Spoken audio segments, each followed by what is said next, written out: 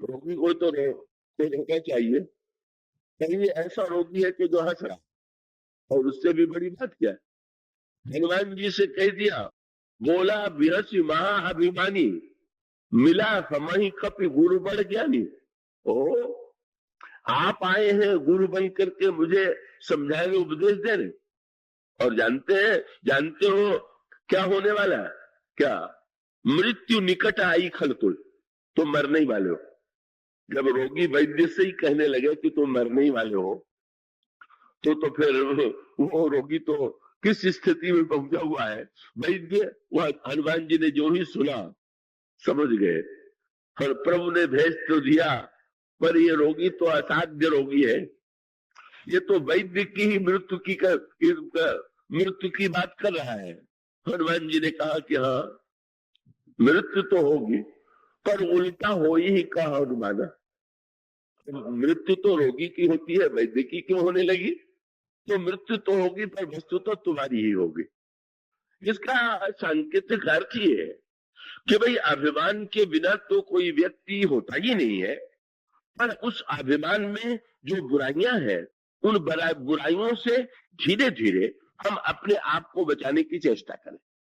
हम पहले तमो में अहंकार को छोड़ें, दूसरों को पीड़ा पहुंचाने वाले आनंद को छोड़ें, और उसके बाद तमो में अहंकार का परित्याग करके हम रजोगुणी अहंकार स्वीकार करें।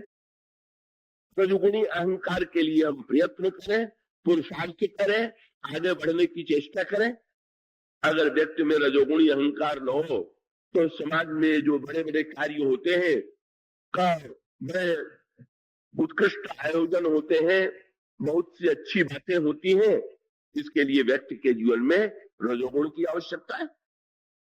इस रजोगुणी अहंकार को भी हम स्वीकार करें, और पुरुषार्थ के द्वारा आगे भी बढ़ने की चेष्टा करें, और दूसरों के समक्ष अपनी श्रेष्ठता को स्वीकार करने के बाद भी हमारे अंतःकरण में अच्छे कार्य करने की वृत्ति उत्पन्न। जब हमारे जीवन में रजोगुणी अहंकार हो, तो उसके बाद उससे भी ऊपर उठने की आवश्यकता, क्योंकि रजोगुणी अहंकार में केवल अपने को ऊपर उठने की वृत्ति है। कृपया एकाग्रता समझें, दूसरे को कष्ट देख करके अपने को ऊपर उठाना, ये रजोगुणी अहंकार, और स्वयं अपने आप को पुरुषार्थ से ऊपर उठाना, ये रजोगुणी अहंकार। लेकिन इसके बाद हम अपने जीवन में रजोगुण से भी ऊपर उठ करके सात्विक अहंकार को स्वीकार करें। और सात्विक अहंकार का अभिप्राय है कि जिस अहंकार में लोकोपकार है, धन है, सत्कर्म है, नाना प्रकार की लोक कल्याणकारी प्रवृत्ति है, उसके द्वारा भी व्यक्ति को प्रशंसा मिलती है। जब आप अच्छा काम करते हैं तो लोग प्रशंसा करते हुए कहते हैं, बड़े उदार हैं, बड़े दानी हैं, बड़े पुण्यात्मा है, बड़े धर्मात्मा है, उसमें अहम की तृप्ति होती है। लेकिन कम से कम इस प्रकार का जो अहम होता है, उसके द्वारा व्यक्ति अच्छे कार्य तो करता है। तो भाई रजोगुणी अहंकार से उठ करके सतोगुणी तमोगुणी अहंकार से उठ करके रजोगुणी अहंकार में आवे, और फिर रजोगुणी अहंकार से भी ऊपर उठ करके सात्विक अहंकार को जीवन में स्वीकार करें। किंतु अंत में सात्विक अहंकार को, पहले तो सात्विक अहंकार के व्यक्ति बड़ा बड़ा त्याग करता है।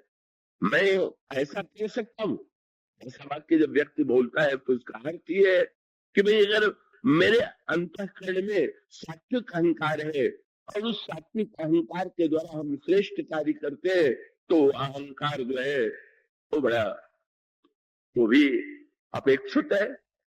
ये जो परशुराम जी का जीवन है, परशुराम जी के जीवन में इसी सात्विक अहंकार को स्वीकार किया गया।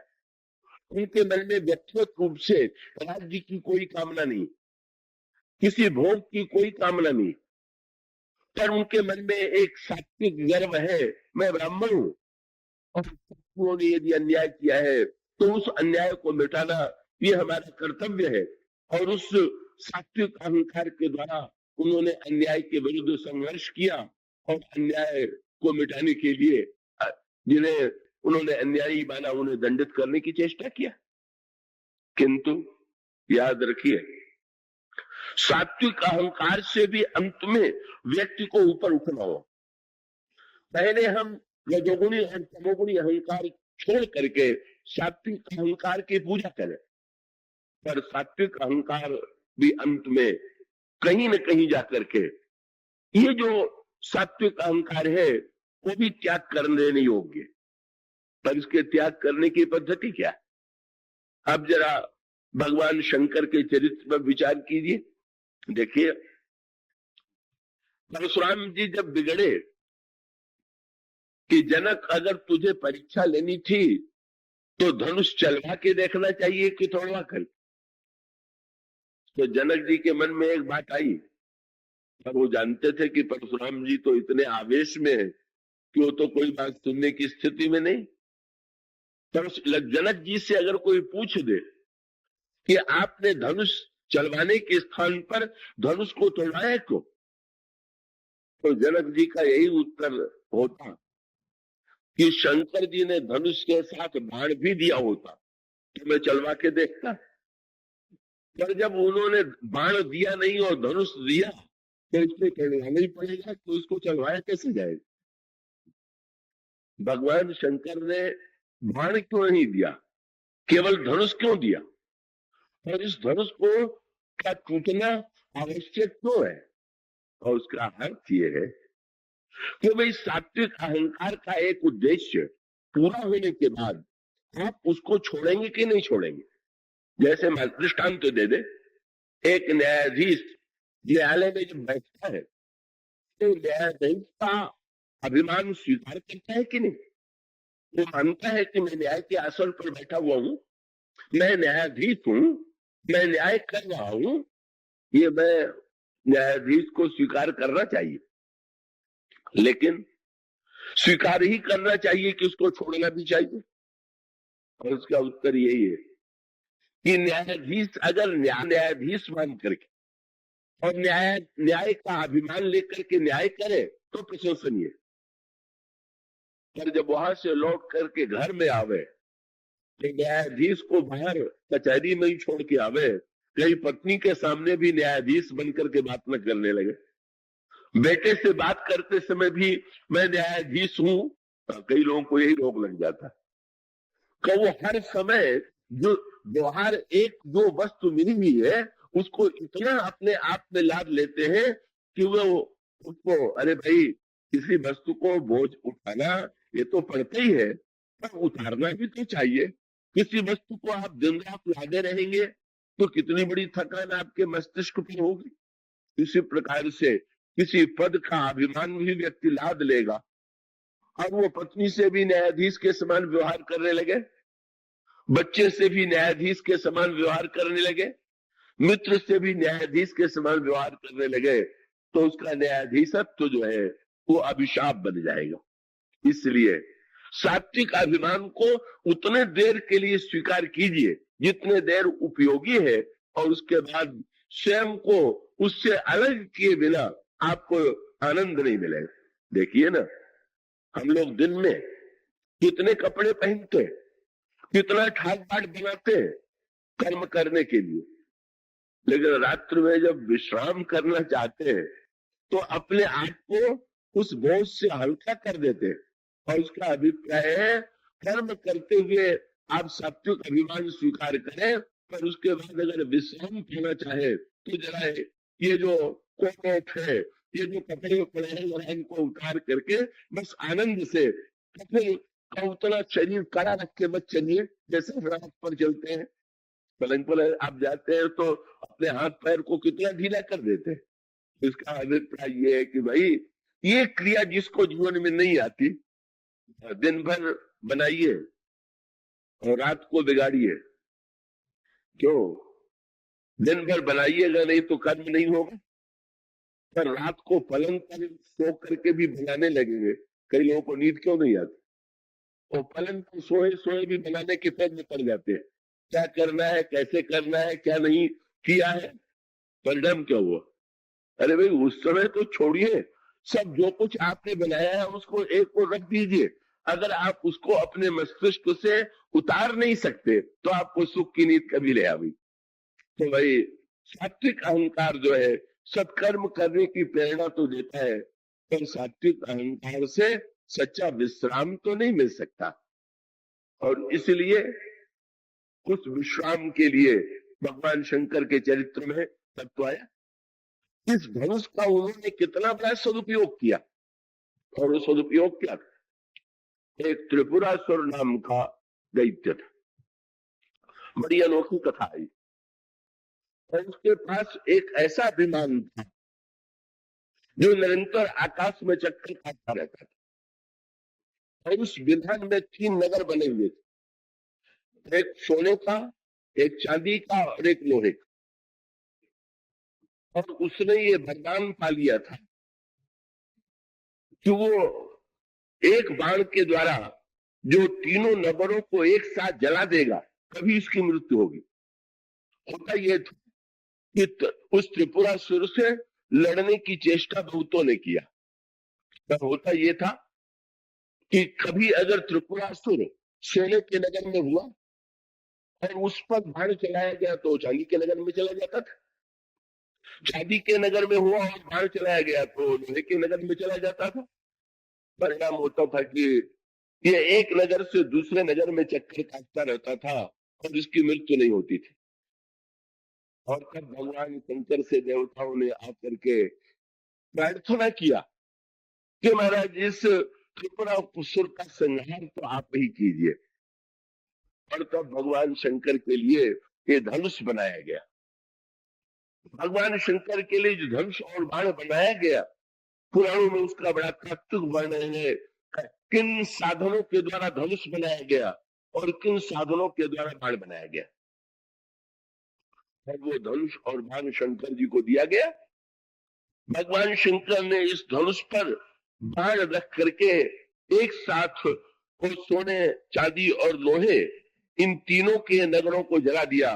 त्रिपुरासुर का संहार हो गया। यही धनुष जिसके द्वारा भगवान ने त्रिपुरासुर का संहार कर दिया, उस धनुष को भगवान शंकर ने अंत में छोड़ दिया। ये महानतम कार्य हमारे दोनों भगवान करते हैं, भगवान राम भी, भगवान शिव भी। इसका आध्यात्मिक अर्थ क्या है? ये त्रिपुरासुर जीवन में आज भी है। शंकर जी ने स्वयं लोक कल्याण के लिए जिस स्थूल त्रिपुरासुर का वध किया था, आध्यात्मिक अर्थों में ये जो हमारे और आपका मन है, यही त्रिपुरासुर। और ये त्रिपुरासुर के 3 नगर है, काम, क्रोध और लोभ। एक लोभ वाला नगर जो है वो सोने का नगर है, काम वाला नगर जो है वो चांदी वाला नगर है, और क्रोध वाला नगर ये लोहे वाला नगर है। और मन तीनों में चक्कर काटता रहता। पर कबीरदास जी का स्वभाव तो बड़ा अक्खड़ स्वभाव था। उन्होंने बिगड़ करके कहा, क्या व्यर्थ का सवाल करते हो, काहे की कुशल? महाराज कोई दुर्घटना हो गई क्या? क्या बात हो गई? तो कबीर ने यही कहा, भले मनुष्य सब मिलते हैं और यही कहते हैं कुशल है, कुशल है। काहे की कुशल? कुशल तो तभी हो सकती है जब 2 की मृत्यु हो। कौन? तो कुशल कुशल ही के करत जग में बचा न कोय, अरे माया मुई न मन मुआ, तो कुशल कहां ते होए। जब तक माया और मन विद्यमान है तब तक व्यक्ति कुशल प्राप्त नहीं कर सकता है। कब मन पर विजय पाना है, कब करेंगे तो सफलता नहीं मिलेगी। एक विकार कम होगा तो दूसरा व्यक्ति विकार बढ़ेगा। पर मन को ही पूरी तरह से समाप्त कर दिया जाए, गति शून्य बना दिया जाए, उसे शांत कर दिया। और इसके लिए आवश्यकता है धनुष की। सात्विक अभिमान का धनुष बनाइए और साधन का बाण साधन करते हुए जो दिव्य बाण है, किसका अभिप्राय है? मन को जीतने के लिए ऐसा दिव्य, चाहे आप योगी हैं तो योग के माध्यम से, भक्त है तो भक्ति के माध्यम से, ज्ञानी है तो विचार के माध्यम से मन की सत्ता को जीतने और मिटाने की चेष्टा कीजिए। भगवान शंकर के द्वारा ये कार्य पूरा हुआ। पर पूरा होने के बाद इस धनुष को शंकर जी ने छोड़ क्यों दिया? किसी ने तुलसीदास जी से पूछ दिया, कि धनुष तो इतनी सरलता से या तो लगता था कि टूटना ही नहीं जानता, और श्री राम के हाथों में पहुंचा तो ऐसे टूट गया कि लगता है कि जैसे रंच मात्र इसको तोड़ने में कोई परिश्रम पड़ा ही नहीं। उसका उत्तर तुलसीदास जी ने दिया कि भाई ये तो धनुष जो था वो शंकर जी का चेला था, और जैसे गुरु शिष्य को जो पाठ पढ़ाता है, शिष्य उस पाठ को दोहरा दे तो गुरु को बड़ी प्रसन्नता होती। तो इस चेले को शंकर जी ने एक पाठ दिया। पाठ दिया क्यों? जब धनुष से त्रिपुरासुर को भगवान शंकर ने मार दिया तो चारों ओर शंकर जी की जय होने लगी, पर धनुष ने शंकर जी को थोड़ा सा प्रेम भरा उलाहना दिया। उन्होंने कहा, महाराज त्रिपुरासुर मर गया, आपने बड़ा संसार का कल्याण कीजिए, कल्याण किया, लेकिन मेरे मन में एक संदेह है। क्या आप मुक्ति के देवता हैं कि बंधन के देवता? दोनों ने कहा, संसार कहता है कि शंकर जी जो है मुक्ति देने वाले। तो धनुष ने कहा कि संसार को मुक्ति देते होंगे पर मुझको तो बांधते हैं आप, और अभी जब आप लड़ रहे थे तब भी आपने डोरी से कस के मुझे बांधा। हाँ, धनुष पर डोरी जो है, धनुष को झुका करके डोरी कस के जब तक बांधी न जाए तब तक बाण चलाए कैसे जाएगा? तो महाराज सबको मुक्ति आप देखते हैं, मुझे बांधते हैं, मेरी मुक्ति जो है वो कभी होगी कि नहीं होगी? शंकर जी ने मुस्कुरा करके कहा, बेटा जब तक रहोगे तब तक बंधोगे जरूर, बस यही उत्तर है। जब तक मैं है, चाहे जितना बढ़िया मैं हो, तब तक बंधन भी जरूर है। कहा उस बंधन से बच नहीं सकता। उन्होंने कह दिया, जब तक ये मैं समाप्त नहीं होगा तब तक व्यक्ति बंधन से मुक्त नहीं होगा।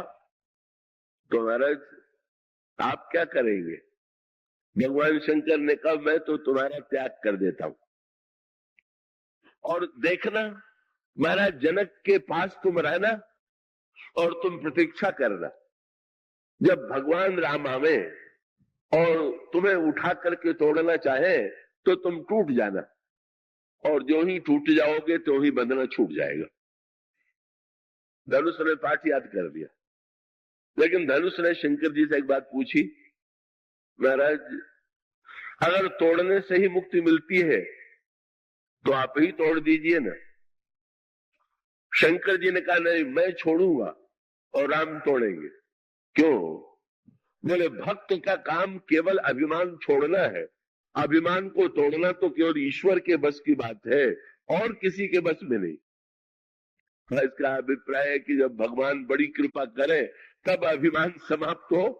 सब कुछ आप समाप्त कर लीजिए, अभिमान आप छोड़ने की चेष्टा तो कर सकते हैं कि आप अधिक से अधिक नम्रता का व्यवहार करें, अभिमान की भाषा न बोले, अभिमान का व्यवहार न करें, पर ये अभिमान तो ऐसा चक्कर काटने वाला है, ऐसे नए नए रूप बना करके आता है कि ये तो घूम फिर करके जब देखिए तो ये अपने रूप को वर्णन कर देता है।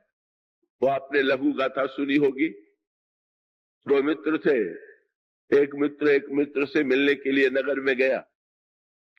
जिस समय पहुंचा उस समय वो मित्र किसी तीसरे मित्र के पास मिलने के लिए जा रहे थे, और जो मित्र आया था उसके कपड़े मैले हो गए थे। तो मित्र ने तुरंत कहा कि तुम भी मेरे साथ मेरे कपड़े पहन लो और चलो, और अपने पेटी से कपड़े निकाल के दे दिए, बिल्कुल नए कपड़े। और मित्र बड़ा प्रसन्न हुआ कि मित्र मुझसे कितना प्रेम करता है कि स्वयं तो धुले कपड़े पहने हुए हैं और मुझे नए कपड़े पहना दिया। और दोनों मित्र जब तीसरे मित्र के पास पहुंचे तो तीसरे मित्र की दृष्टि जो है बार बार नए आए हुए मित्र के कपड़ों पर जाने लगी। तो जिस व्यक्ति ने कपड़े दिए थे उसने परिचय कराते हुए कहा कि ये मित्र मेरे हैं पर ये कपड़ा मेरा। उस व्यक्ति को खेद हुआ कि उदारता तो इतनी दिखाई कि कपड़ा दे दिया, लेकिन ये कहे बिना नहीं रहे कि ये कपड़ा मेरा है। तो फिर जब वहां से निकले तो उन्होंने कहा कि ये तो आपको शोभा नहीं देता, ये कहने की आवश्यकता क्या है कि ये कपड़ा मेरा था, उसने कहा मुझसे भूल हो गई, अब मैं ऐसी भूल नहीं करूंगा।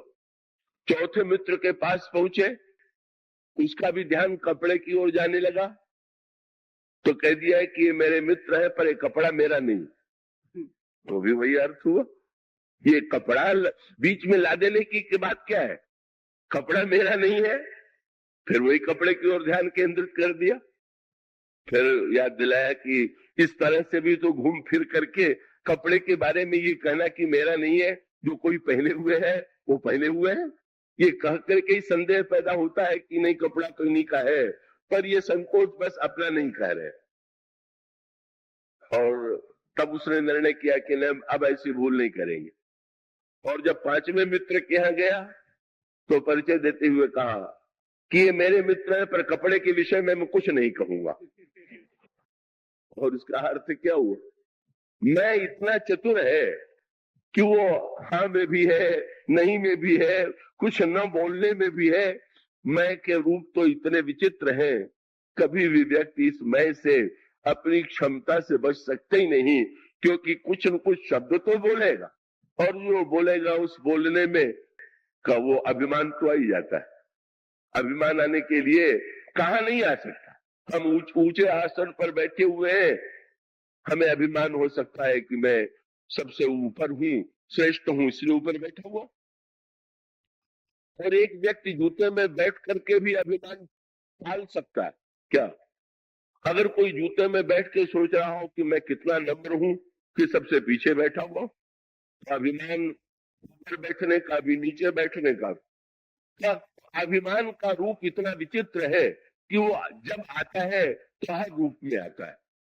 इस अभिमान से मुक्ति जो है वो व्यक्ति के अपने पुरुषार्थ की, अपने क्षमता से आप काम क्रोध लोभ इन बुराइयों को साधन के द्वारा जीतिए, सत्कर्म के द्वारा जीतिए, पर अंत में भगवान से प्रार्थना कीजिए प्रभु सब कुछ भले ही मैं जीत लूं प्रयत्न पुरुषार्थ से, पर अभिमान तो जब आप ही कृपा करके जीव का मिटावे तो ही मिटता। तुलसीदास जी ने तमो में रजो में सात्विक अहंकार का जो वर्णन किया है उसमें तीन पात्र हैं रामायण में। शंकर जी का धनुष सात्विक अभिमान है, बाली में रजोगुणी अहंकार है, और कुंभकर्ण में तमोगुणी अहंकार। ये तमोगुणी अहंकार सबसे भयावना है। रावण के नगर में ये कुंभकर्ण रहता है, इसलिए नाम कितना बढ़िया चुना गया है इसका।